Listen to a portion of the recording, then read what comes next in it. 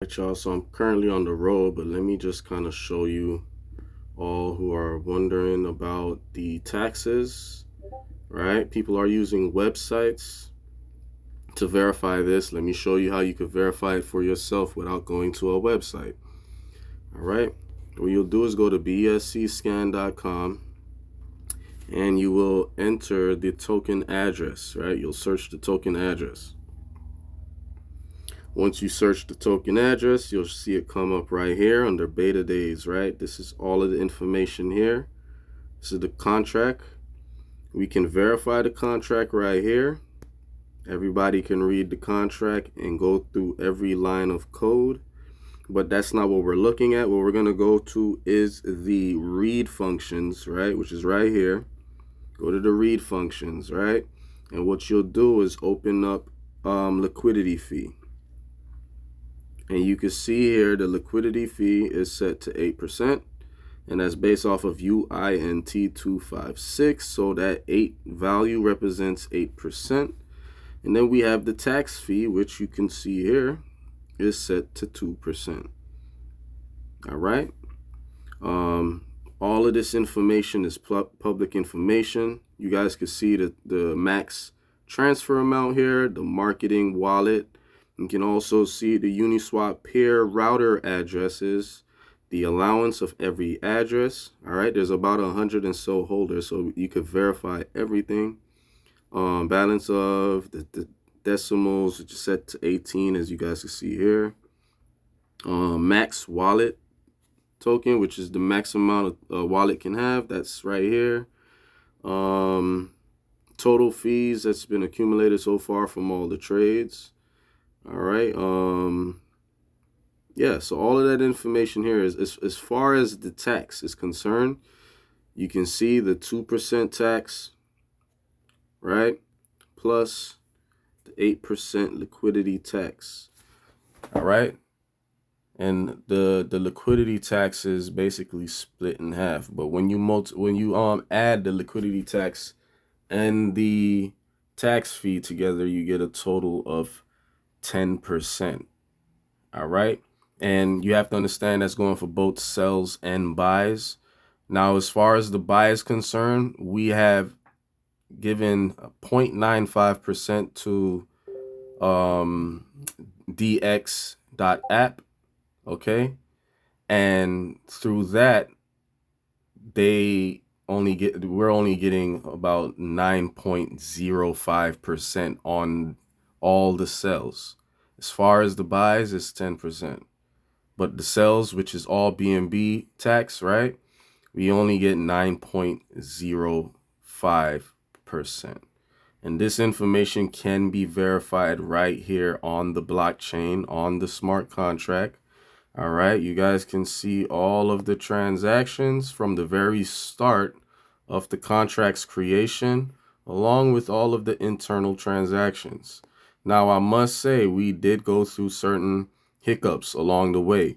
All right, as a dev, I'm boldly telling everybody and transparently letting everybody know that there was a lot of inconsistencies in the choices of what to do. Sometimes when you allow the community to point you in the right direction, sometimes the community doesn't know better for them for themselves, right? So sometimes as leaders, and I'm just saying this for everybody to publicly hear it, as leaders we have to be shepherds, right? And lead based off of what we think is good and not always what the community think, because there's definitely a better way we could have went about launching everything. Now, in terms of not being able to transfer or sell, all right, I'm going to look into that myself. I haven't seen anything. I woke up this morning and I actually went on the road. I haven't done anything in terms of the contract since yesterday. We had a hiccup yesterday and I had to fix that situation so that way people will be able to transfer, sell, and buy, and everything was working perfectly. As late as 10 a.m. this morning, sales were going through. Now I'm not sure what's going on, so I will have to look deeper into it, but I'm I'm seeing some messages. I'm trying to catch up. I see people saying that we should move on to Sol. Whatever the community want to do, whatever the leaders want to do. Again, I'm the dev, so I'll try my best to troubleshoot as much as I can and try to figure out what's going on. But again, a lot of this has to do with the frequent changing of what we're doing, and that's the risk we run when we say we're going to do one thing and then we change it, and then we say, all right, well, no, matter of fact, we're going to go back and do this, and you know, making those sudden decisions and going back and forth, especially on smart contracts, usually results in situations like this where the contract starts to conflict with with itself, which is probably what's going on. But I'm going to troubleshoot it. I'm going to run it by some other devs to look into the smart contract for us. Again, I don't know what's going on, to be honest with you guys. I've deployed the contract. Everything is transparently available for everybody to see. I know people will take the contract and put it into a website to see if it could verify it for them, because they can't do it for themselves. But I'm here trying to show y'all that you can go to BSC Scan, look at every single transaction that has ever occurred on the smart contract since the contract's creation. All right, let me go ahead and scroll all the way to the end, right? I'm gonna go to transactions, right? And I'm going to go to view all transactions. And I know this is a long video, but I just wanted to make sure you all have access to this as much as I do, right? So you guys can see here. All right, this contract was created specifically for the DX app when we had forked the coins over. All right, and this is the very moment it was created, right? 2 days ago, 14 hours ago. You could see create BETADAYZ, and you can actually go to the transaction hash and verify all the information. All right, and then you guys could go through here and see all of the transfers that happened. All right, which is to the tune of 116 separate transactions have happened on this smart contract. All right, so you all could verify all of this, right? You guys could see everything. You guys could see where taxes were changed, and the only time, anytime the tax was changed, and you guys could go and verify that by clicking on them, right? And going into the more details. All right, you guys could see the function that was set, right? So when we ever changed it, it was changed to 0 because DX app asked us to disable the tax and disable the fees. And I made mention that we shouldn't have tax. I mentioned this. I mentioned that we should not do tax, right? Because of this very issue that we're dealing with right now, right? I spoke to a few people. I also spoke to my uncle who works in the bank, and he deals with blockchain. And he told me, and I made mention of this, that we should not add tax. So I'm only saying that because this is the issues we're dealing with now because of the frequent changes. That's probably why it's being listed as a honeypot. All right, because of the frequent changes. But anybody can go on the contract and look at every single transaction that has happened.